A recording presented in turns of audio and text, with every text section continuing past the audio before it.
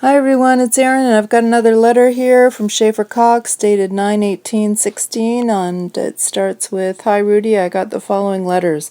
I'm in the CMU, so they won't let me write back to everyone who writes to me. One of the purposes of this place is to block political prisoners from keeping in touch with their supporters. That way they will be forgotten easier to break and their cause will dwindle. Somehow I don't think the cause of freedom and individuality is a passing trend, but the Amero-Nazis who work at CTU think that if they capture, torture, and isolate people like me, that the movement will die out. It won't. It's in the human heart and it's here to stay." Ruth, her brother, David both wrote me some very nice letters. I got a picture of Ruth being baptized in a river by the father Bob. She also sent me the first chapter of John in her own handwriting, and a picture of the whole big happy homeschooled family at the zoo. It reminded me of my family when I was her age. I got a letter from the whole family when I was in the hole. I was able to reply directly to that letter because you don't have to use mailing labels when you're in solitary confinement. Now that I'm in the CMU, I can only send 5 letters a day, and only to people the CTU analysts let me. So, for example, I got a letter from Ruth and David's big sister, Amy, who's grown and married, but I can't get permission to write her back.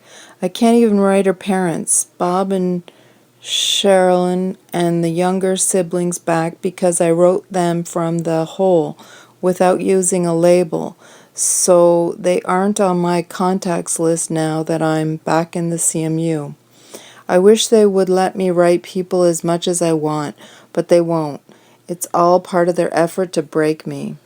I'll stay strong, and I hope that everyone keeps writing me anyway and knows that their letters mean the world to me. Amy's letter about picking beans in the garden, building cabins, and fighting mosquitoes brought back memories I'd all but forgotten. It's the little moments while reading a letter like that that keep my humanity alive. Amy's daughter Anna wrote some really well done poems, and she reminded me of Revelations 2:10 and that I need to be faithful unto death. This 12-year-old girl spoke God's truth to a 32-year-old battle-hardened prisoner in a CIA-run mad scientist prison laboratory designed to find a way to crush Christians into defeated pragmatic slaves. She's absolutely right, and that's how the Spirit moves. Sherilyn wrote me the words to a song and said she is praying for me to have a sharp mind, be super courageous, and as bold as a lion. That's what I need. As long as God's blessing rests on me, I'll be a champion. If it departs, then it's curtains for me. The blessing being taken is the only real danger in life. Everything else is just part of the adventure.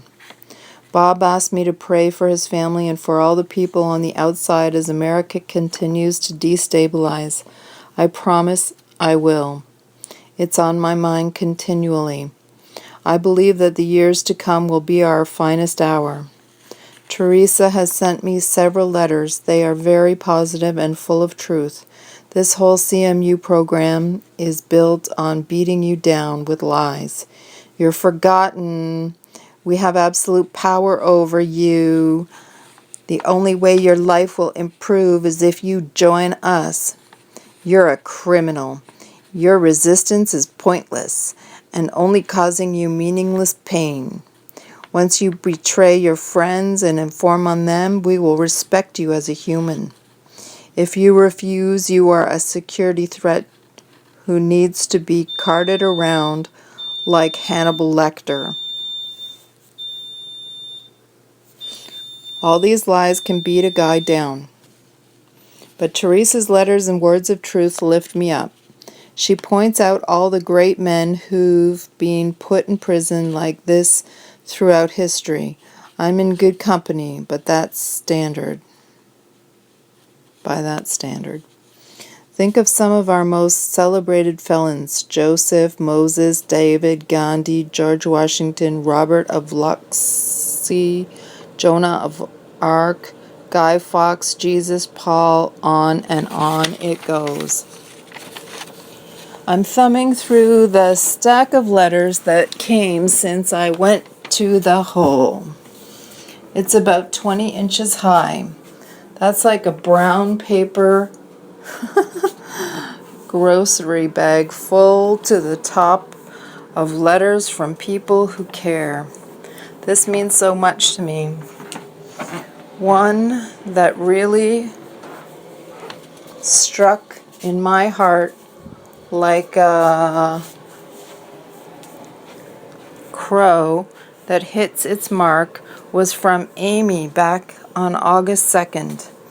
I said that she was praying that I'd get, I'm just trying to get away from my air conditioning. Every time I start talking, the air conditioning comes on. Okay, this is better, sorry.